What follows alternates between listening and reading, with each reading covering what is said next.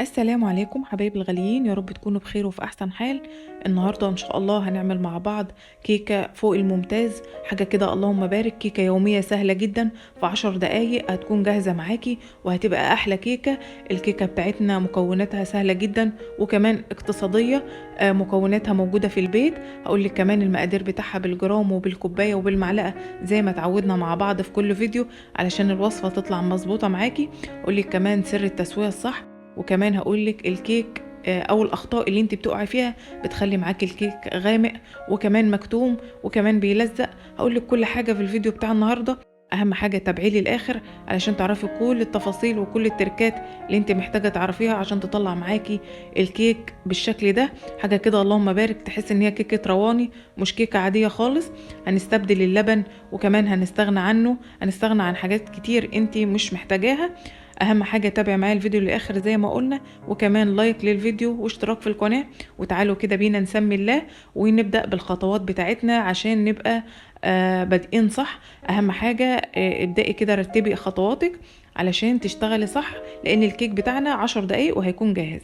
الصينيه بتاعتي فيها معلقه زيت او معلقه سمنه او معلقه زبده. هبدأ بالفرشه كده ادهنها ومعلقه دقيق وابطن الصينيه بتاعتي بشمال ويمين كده لحد اما الكيك الجوانب لحد اسفل ام الصينيه الجوانب بتاعتها تبدأ تتبطن صح. والزيادات هنزلها في الحوض بتاع المطبخ. وكده الصينية بتاعتي جاهزة، هركنها على جنب. معايا 2 بيضة بدرجة حرارة الغرفة، ولو في التلاجة طلعيها قبلها بشوية علشان ياخدوا درجة حرارة الغرفة. معايا 2 باكت فانيليا بودر، اي نوع حابة تستخدميه، اهم حاجة تكون بودر واستبعدي الفانيليا السايلة. معايا 150 جرام سكر عادي تموين، يعني كوباية الا ربع.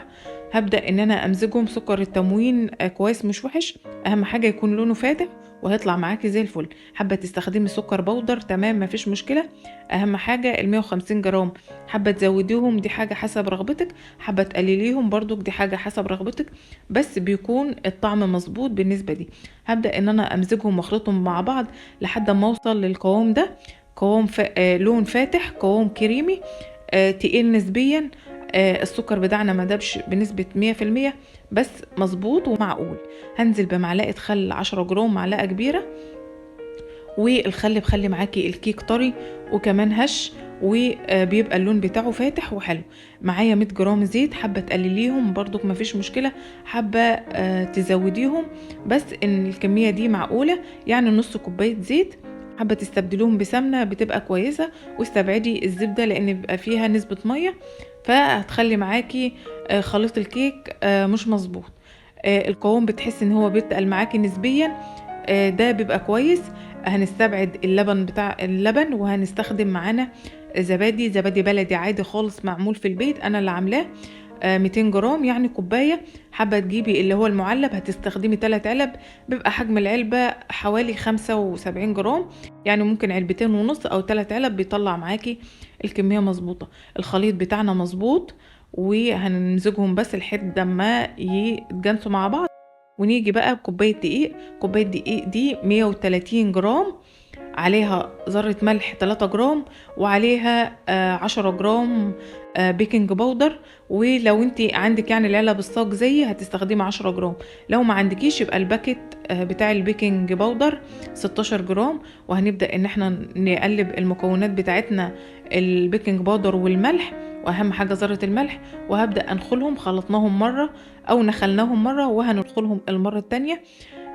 كوبايه الدقيق مطلعه معانا صينيه كيك حلوه قوي. وكمان زي ما قلت لك المكونات سهله واقتصاديه، هتستخدمي بس زبادي وهتستغني عن الحليب وهيطلع معاكي الكيكه اللهم بارك. هنبدا كده بالمضرب بتاعنا. الكيكه بتاعتنا مش محتاجه خلاط، المضرب اليدوي هيغني. وكمان لو انت ما عندكيش مضرب يدوي تقدري ان انت تستخدمي معلقه، هيطلع معاكي الكيك وهتبداي ان انت تطلعيه حاجه كده اللهم بارك. هبدأ ان انا كده اخلط لحد ما الاحظ ان الدقيق بتاعي او المكونات كلها اتجانست مع بعض. وهلم الجوانب كده بالمضرب علشان كل ذرات الدقيق تتغلغل وما يبقاش القوام بتاعي مكلكع او فيه كلاكيع. هبدأ كده بالاسباتيولا ألم الجوانب، وكمان أجيب من تحت لفوق كده، بحيث إن أنا أتأكد إن كل المكونات بتاعتي اتجانست مع بعضها وما عادش فيه دقيق ظاهر خالص. والخليط بتاعي أو القوام بتاعي اللي هو ده، لا تقيل قوي قوي ولا يعني سايل قوي قوي، اللي هو القوام الممتاز أو المعتدل. خلاص كده اتأكدت ان خلاص مفيش اي دقيق او تكتلات. هبدأ ان انا انزل في الصينية بتاعتي بالخليط. الصينية دي اول صينية في الطقم، مقاسها عندي 25. في ناس بيبقى مقاسها 26، بس ده هو المقاس المظبوط للكيكة علشان احنا مستخدمين كوباية دقيق واحدة. لو حابة ان انت تزودي الكمية هتضاعفي المقادير، يعني كوباية الدقيق هتبقى كوبايتين، والزيت هيبقى كوباية، واللبن الرايب او الزبادي هيبقى كوبايتين. الكيكة بتاعتنا طلعت من الفرن. هبدأ ان انا ازينها كده وده حسب اختيارك انتي بجوز الهند. الكيكه بتاعتنا طريه اللهم بارك. خدت مني قد ايه في الفرن؟ خدت مني 30 دقيقه بالظبط. الفرن كان شغال على درجه حراره 180. واعرفي ان مش كل درجات الحراره في الافران واحده، فدايما عندك هيبقى حاجه وعندها هيبقى حاجه. فالكيكه علشان تطلع معاكي مظبوطه اهم حاجه 30 دقيقه ما تفتحيش عليها الفرن. لو عندك تايمر شغليه، لو ما عندكيش تايمر اظبطي ساعه التليفون بتاعك، وبعد 30 دقيقة ابدأي افتحي على الشواية 5 دقايق وهتطلع معاكي اللهم بارك. الدقيق اللي انا مستخدماه دقيق متعدد الاستخدامات، نوعه الصفا كريستال، انا متعودة عليه. والنوع اللي انت بتشتغلي بيه وبتطلع معاكي المعجنات او الكيكات مظبوط اشتغلي بيه.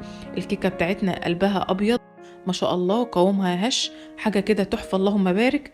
اتمنى ان انت تجربيها وكمان تقولي لي رأيك في التعليقات علشان استفاد وافيدكم بحاجة انتوا حابين تعرفوها. ولو في اخطاء واجهتكم اسالوني عنها وهتلاقوني برد عليكم في التعليقات بكل سهوله. الكيكه بتاعتنا مظبوطه تقريبا، انا قلت لك كل حاجه انت تقدري تستخدميها في الكيكه بتاعت النهارده. وكمان عملنا مع بعض قبل كده كيكه البرتقال، هسيبها لك في صندوق الوصف لو حابه ان انت تجربيها، كانت حاجه برضو اللهم بارك. الكيكه بتاعتنا سهله سريعه 10 دقايق وهتبقى معاكي جاهزه. الفرن بتاعك اهم حاجه تشغليه قبل ما تبداي تشتغلي في الكيك. الصينيه بتاعتك تبطنيها، تستغني عن الفانيليا السائله لان هي من الاساسيات اللي بتطلع معاكي الكيك غامق. الكيك بتاعك طول مده التسويه ما تفتحيش عليه الفرن عشان يطلع معاكي مظبوط ويطلع معاكي هش ويطلع معاكي لونه فاتح. معلقه الخل بتفرق معاكي جدا في الكيك، ولو مش متاحه ممكن تستخدمي عصره ليمونه بتطلع معاكي الكيك اللهم بارك. حاجه كده تحفه، التسويه بتاعته مظبوطه، اللون بتاعه مظبوط. تقدري تستغني عن الجوز الهند وتستبدليه عادي باي حاجه تانية. انا حطيت على انا زينتها كده من فوق بصوص فراوله اللي هو بالشارع جاهز في العبوات ده، غير من الطعم وادالها طعم حلو قوي. اتمنى الفيديو بتاع النهارده يكون عجبكم. لو اول مره بتشوفي قناتي انا نوره ودي قناتي. اتمنى منك الاشتراك في القناه وكمان تفعيل زر الجرس عشان يوصلك كل الوصفات اللي انا بنزلها، وكمان ينزلك اشعار بيها، واكون قدرت اوصل المعلومات الخاصه بالفيديو وما كنتش نسيت اي حاجه. مشاهده ممتعه للفيديو. دمتم سالمين وسلام.